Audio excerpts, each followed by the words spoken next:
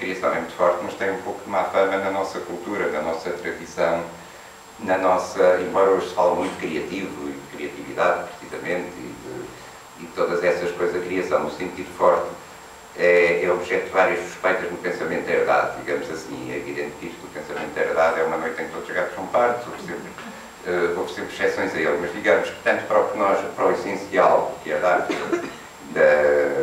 filosofia canónica, digamos assim, o ser real era perfeito, era acabado, excluía, portanto, a criação, porque a criação, quando não seria possível, usamos os termos de Aristóteles, num mundo sublunar, quer dizer, num mundo imperfeito, num mundo em que o ser coexistia com o não ser, em que havia imperfeição. O ser era ser determinado, o ser no sentido forte, podemos ver a matemática, eu não trouxe PowerPoint, nem sequer giz, podíamos pôr ser igual a, como se faz na aritmética, na escola, a ser determinado.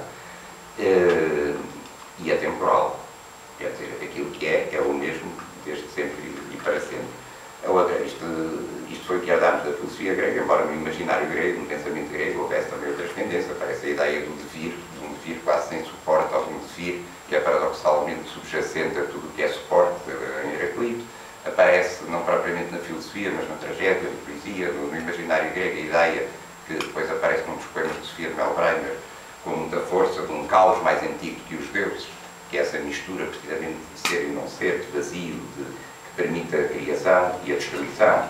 O caos mais antigo que os deuses é um momento de metamorfose, que é outra palavra deste nosso encontro, de metamorfose ontológica, digamos, de destruição e criação ontológica incessante e sem fundo, sem termo primeiro nem termo último.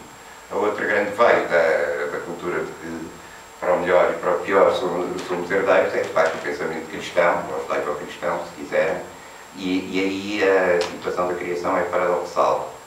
Tem boa fama a criação divina, aliás, aparece a ideia muito forte, não é? Que se pode ver que na Bíblia e nas interpretações que elas se fazem da criação ex nihilo, a partir do nada, que não aparece, pelo menos formulada com esta clareza no pensamento grego, no pensamento estruturado da filosofia grega, mas digamos que essa criação é exaltada, mas territorializada em Deus, na divindade. Deus criou tudo desde sempre e para sempre. Quer dizer, o tempo é uma ilusão nossa, para Deus nem sequer há tempo. É inconcebível para o pensamento judaico-cristão um Deus sujeito ao tempo, aliás, não seria Deus. O Eduardo Lourenço, que seria um dos autores que poderíamos aqui convocar, embora seja um pensador bastante sistemático, e talvez isso seja boa parte da sua profundidade, tem um texto em que diz: nós temos que optar, ou o tempo é a sombra de Deus, ou Deus é a sombra do tempo.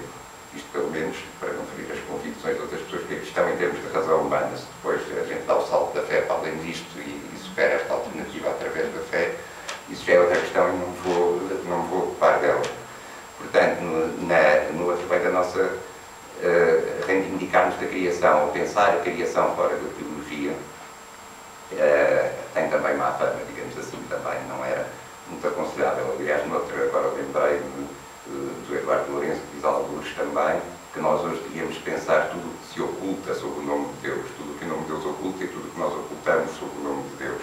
E é esta mesma ideia de pensar a criação na história, na história individual, na história propriamente dita, na história das sociedades, e que ele, Eduardo Lourenço, estudou sobretudo através da análise literária, uma análise histórico-literária e filosófica sui generis que ele tem. Não vou agora entrar na discussão dele.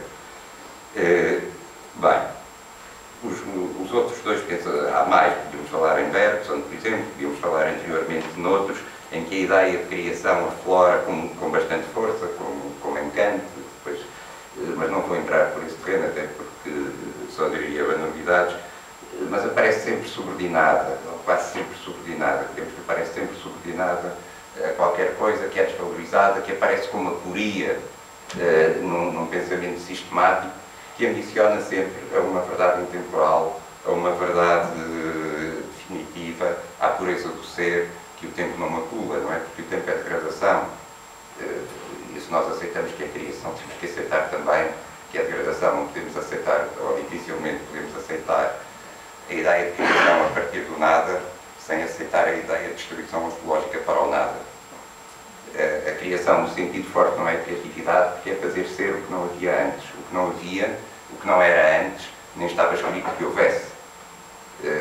Não era o que não havia antes, mas seria possível que houvesse. A criação é a criação do possível. Nós temos uma criatividade dentro de um campo de possibilidades. Escolhemos mais ou menos criativamente certas possibilidades que nos são dadas, mas criamos, ou criam-se anonimamente na história da sociedade, às vezes. O papel do indivíduo nisso tudo é muitas vezes determinante, mas é muito discutível sempre e nunca é único. Criamos hipóteses novas, coisas que não havia. Os dois pensadores que, juntamente com o Eduardo Lourenço, me têm ajudado mais a pensar esta questão da criação, são muito diferentes entre si. São George Steiner, por um lado, que já aqui foi citado por si há bocado, porque de facto traduzi algumas das obras importantes dele, e o outro, Castoriadis. Quanto a Steiner, eu não quero depois ultrapassar muito o meu tempo, porque gostava de ver algumas coisas ao Alexandre. Quanto a Steiner, podemos dizer que o problema da criação é pensado sobretudo a partir da linguagem, embora ele depois, da linguagem e das línguas, embora ele depois o generalize ao conjunto da cultura ou ao conjunto da história. A linguagem para Steiner é o enigma supremo das ciências humanas, o que de resto é uma citação que ele faz de Lévi-Strauss. Ele parte e desenvolve no sentido que Lévi-Strauss não desenvolveu esta sua ideia, esta outra dele também, Lévi-Strauss, que é que a linguagem só pode ter aparecido de repente. A linguagem só pode ter, a invenção da linguagem é discreta, corta um antes e um depois. Não, evidentemente, as condições neurofisiológicas e biológicas da linguagem articulada. A linguagem, as línguas que falamos, exigem um cérebro intacto, um cérebro capaz de funcionar. Mas o cérebro, por si só, ainda não é a linguagem. Mais que ninguém, que ela não pode ser. Pronto, que a linguagem só acontece entre gente, ninguém aprende a falar sozinho, que uma criança que não entra em contacto com pessoas que falam também não aprende a falar, embora tenha, eventualmente, todas as capacidades cerebrais requeridas para isso. Quando o Alexandre também não defenderá, não me parece, que o cérebro é uma espécie de megacomputador em que estão todas as línguas atuais ou possíveis, futuras e presentes ou passadas. Há uma potencialidade aberta, há um espaço potencial em que acontece a linguagem, mas a linguagem propriamente dita não está lá inscrita antes de ser a linguagem. Para o Steiner, digamos, não é? E ele, aliás, preza muito a investigação biológica e a investigação biológica sobre os gêneros da linguagem, mas em última análise a linguagem para ele não é como uma pescada, quer dizer, antes de ser não o era já. Só a partir do cérebro não podemos deduzir, não poderíamos deduzir do cérebro a linguagem. Portanto, a linguagem é uma invenção, é uma criação ontológica, no sentido que Castoriadis, que falarei depois, se tiver tempo para isso, dará esta palavra, é a criação de qualquer coisa que não havia e que não tinha modelo, embora tenha antecedentes e apoios na comunicação animal. Mas a análise interna da linguagem, eu estou a resumir brutalmente, Steiner diz, primeiro, a linguagem humana é contrafactual. É uma linguagem alternativa, tem essa capacidade, e não é só a mentira, ele analisa a mentira, quer dizer, porque a mentira, em rigor, nós podemos estudá-la adaptativamente. Há animais que fingem que estão mortos para não ser percebidos, nós podíamos mentir no nosso interesse para disfarçar, para nos escondermos à dissimulação, mas a contrafactualidade que está presente, que habita a linguagem humana e que é, por assim dizer, o natural, é a proposição de outros mundos, é a proposição de outras representações e de representações que são a ação, ou que estão incorporadas na ação. Aliás, Steiner, nisso, há até quem o acuse de não ser um pensador inteiramente moderno, não faz uma distinção estanque entre as palavras e as coisas, quer dizer, entre a representação e a ação. A linguagem acontece encarnada em corpos e numa sociedade, em condições e numa paisagem sobre a qual age. De resto, estas representações alternativas são imediatamente motivadas e motivadoras de ações novas que fazem ser outras coisas que não eram, que são também, que essas sim engendram um horizonte, um ambiente, um meio de criatividade, agora não só de criação atual, mas de possibilidade de criação em toda a ação humana.